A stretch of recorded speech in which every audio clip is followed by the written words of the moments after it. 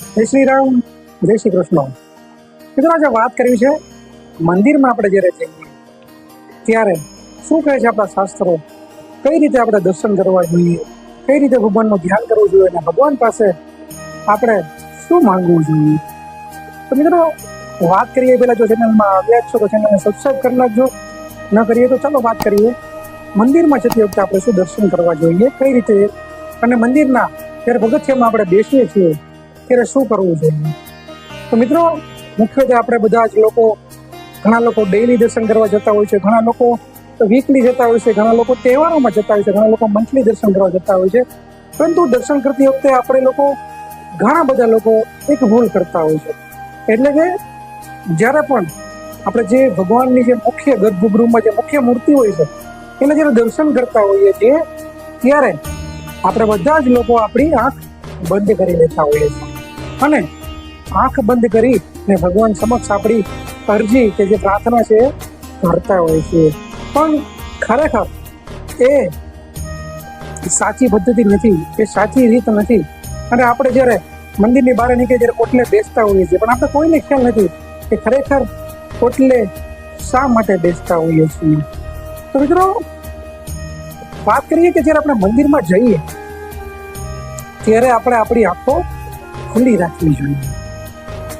પંડિતો, વિદ્વાનો, શાસ્ત્રો એ રીતે કહે છે કે આપણી આંખો જે છે એ ખુલ્લી રાખી અને જે કોઈ ભગવાનની આપણી સમક્ષ જે મૂર્તિ છે, જે એમનું સ્વરૂપ આપણી સામે છે તેનું ધ્યાન કરવું જોઈએ. આપણી આસપાસ પણ કોઈ આંખ બંધ કરીને બેઠું હોય તેને કહેવું છે કે આંખો ખુલ્લી રાખો.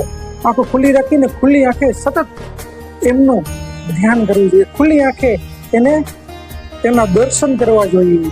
એટલે જ એને દર્શન કહેવામાં આવે છે. મિત્રો ખુલ્લી આંખોથી દર્શન કરવા જોઈએ. ત્યારબાદ આપણે જ્યારે દર્શન કરી અને બહારે આવીએ ત્યારે એના પગથિયા ઉપર આપણે બેસવું જોઈએ અને આંખ બંધ કરીને ધ્યાન કરવું જોઈએ. અને જે મૂર્તિ કે જે સ્વરૂપના આપણે દર્શન કર્યા છે, જે સ્મૃતિના આપણે દર્શન કર્યા છે, તેને આપણા આંખોમાં તેને આપણે જોવી જોઈએ. અને જો એ મૂર્તિ આપણે નથી જોઈ શકતા ધ્યાનમાં, તો ઊભા થઈ ફરીથી મંદિરમાં જવાનું અને ફરીથી એક ટકે ધ્યાન કરવાનું એ મૂર્તિનું, એ સ્વરૂપનું, અને ફરીથી બહાર આવીને બેસવાનું. અને જ્યારે એ આપણા ધ્યાનમાં આવે છે, આપણે આંખો બંધ કરીએ ત્યારે એ સ્વરૂપ આપને દેખાય છે એવું ધ્યાન કરવાનું, મનને શાંત કરીને. જ્યારે સ્વરૂપ આપને દેખાય છે ત્યારે મિત્રો કહેવાય છે કે એક પ્રાર્થના કરવાની હોય છે. જે પ્રાર્થના આ રીતે હોય છે: અનાયાસેન મરણમ, અનાયાસેન મરણમ, વિના દેવયેન જીવનમ, દેહાંતે તવ સાનિધ્યમ દે મે પરમેશ્વરમ. મિત્રો આ વાતનું, આ પ્રાર્થના ઈશ્વરને આપણે ધ્યાનમાં બેઠા હોય ત્યારે કરવી જોઈએ. તેનો અર્થ શું છે? તો અનાયાસેન મરણમ એટલે કે અંત સમયે, જ્યારે મારા જીવનનો અંત સમય આવતો હોય, હે ભગવાન, હે પ્રભુ, હે ઈશ્વર, ત્યારે મને કોઈ પ્રકારની બીમારી ન આપતો, કોઈ મોટી બીમારી કે કોઈ હેરાનગતિને કારણે મારો જીવ જાય એવું ન આપતા ઈશ્વર. વિના દેહન જીવનમ એટલે કે મને મારા દેહને એવી તકલીફ ન આપતા કે હું જે છે એ પાણી પીવા માટે પણ અશક્ત હોય, મારું પડખું પણ ફેરવી ન શકતો હોય, મારી કોઈ પણ ક્રિયા હું જાતે ન કરી શકું, એવો મને લાચાર નહીં બનાવતા ભગવાન ઈશ્વર. મને એવો લાચાર નહીં બનાવતા, મને એવું તાકાત આપજો, મને એવું જીવન આપજો ભગવાન કે હું જ્યાં સુધી જીવું ત્યાં સુધી મારું દરેક કાર્ય, મારું જે પણ કાર્ય છે હું મારી જાતે કરી શકું. અને અંતમાં શું કહે છે? દેહાંતે તવ સાનિધ્યમ દેતે હે પરમેશ્વરમ એટલે કે જ્યારે મારું મૃત્યુ નજીક આવી રહ્યું હોય ત્યારે મને ફક્ત ને ફક્ત કોઈ પણ ચીજ વસ્તુનો મોહ નહીં, ફક્ત ને ફક્ત તમારા ચરણોમાં મને સ્થાન આપજો. મારા મગજમાં ફક્ત તમારું જ સ્મરણ રહે તેવી મને શક્તિ આપજો, તેવી મને ભક્તિ આપજો. મિત્રો આ કોઈ ભીખ નથી, આ પ્રાર્થના છે.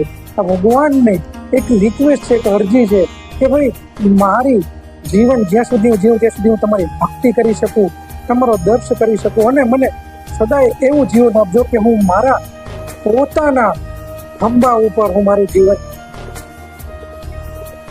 તો મિત્રો જ્યારે મંદિરમાં જઈએ ત્યારે ભગવાનનું આ રીતે આપણા ઋષિઓ, વેદો કહે છે કે આ રીતે આપણે ભગવાનના દર્શન કરવા જોઈએ. તો મિત્રો, આ મારો વિડીયો જો તમને પસંદ આવ્યો હોય તો કોમેન્ટમાં લખજો જય શ્રી કૃષ્ણ. શું તમને આ વાત ખ્યાલ હતી કે તમે શું આંખો ખુલ્લી રાખીને દર્શન કરતા હતા કે આંખો બંધ રાખીને?